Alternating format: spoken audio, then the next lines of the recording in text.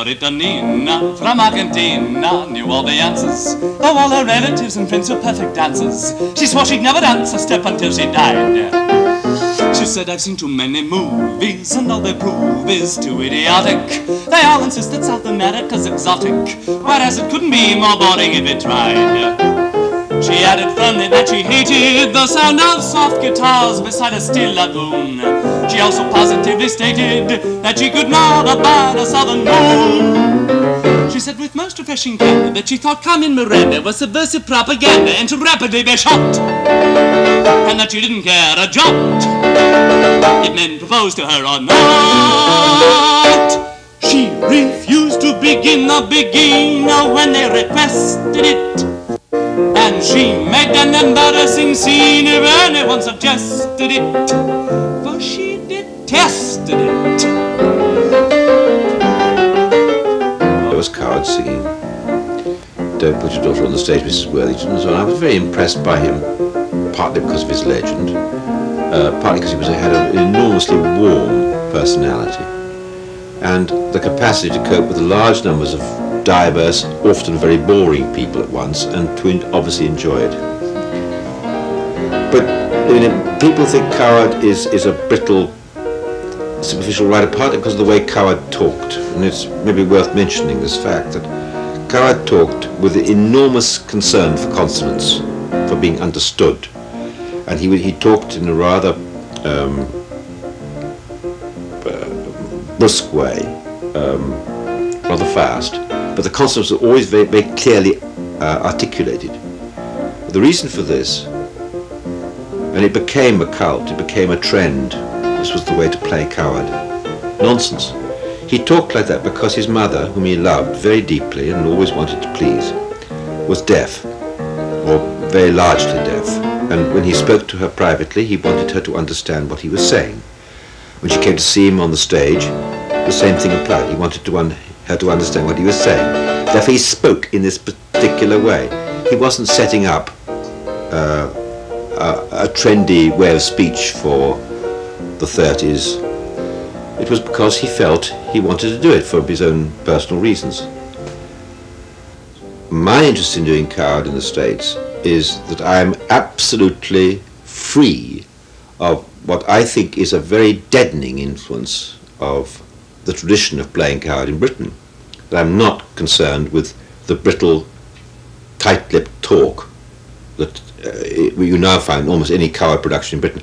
I'm involved with actors with talent, and I'm concerned with creating human beings who have things beneath the surface. Now, whether the plays I've done here, the 2 plays of Cowards that I've done here, are as funny as they have been elsewhere, is irrelevant to me.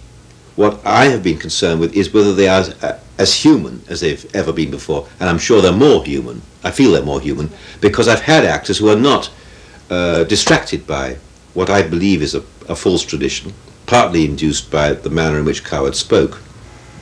But certainly Design for Living came as a natural follow-up to Private Lives.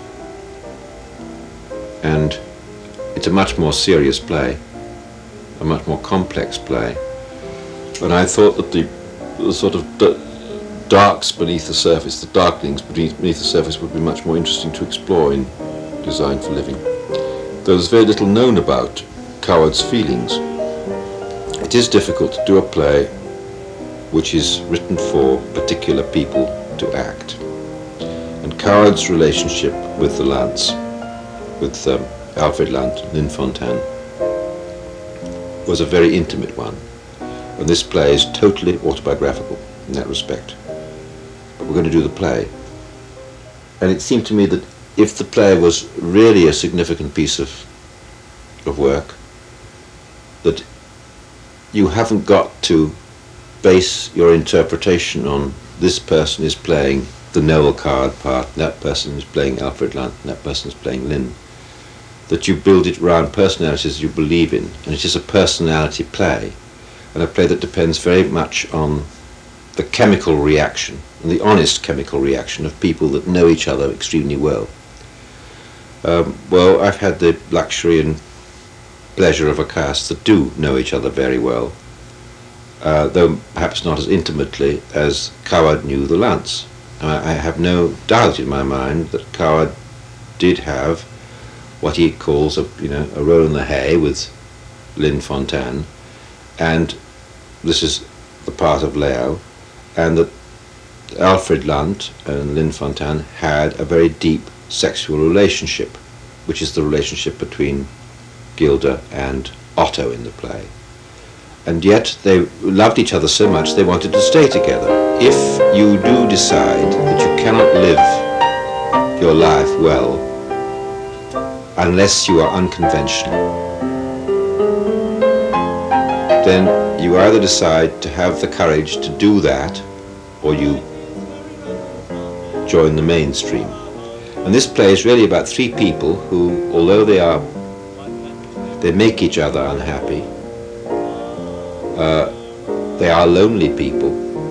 They don't want to live, they don't want to depend on each other, yet they can't avoid depending on each other.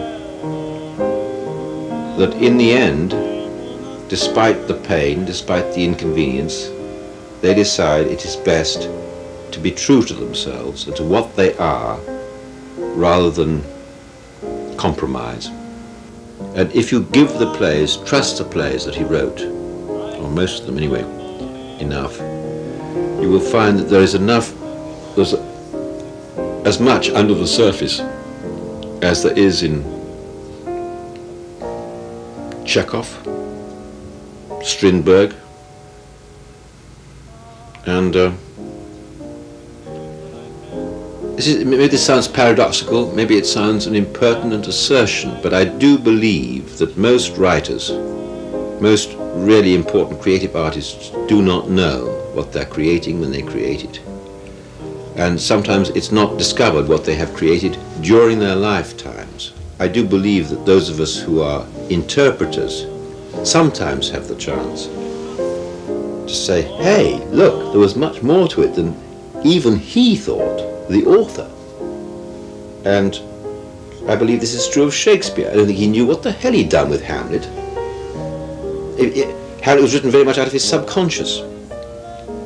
And I think, to jump a few centuries and jump a few degrees of talent, that it's true to say that Coward didn't know really what he had achieved with Private Lives or Design for Living.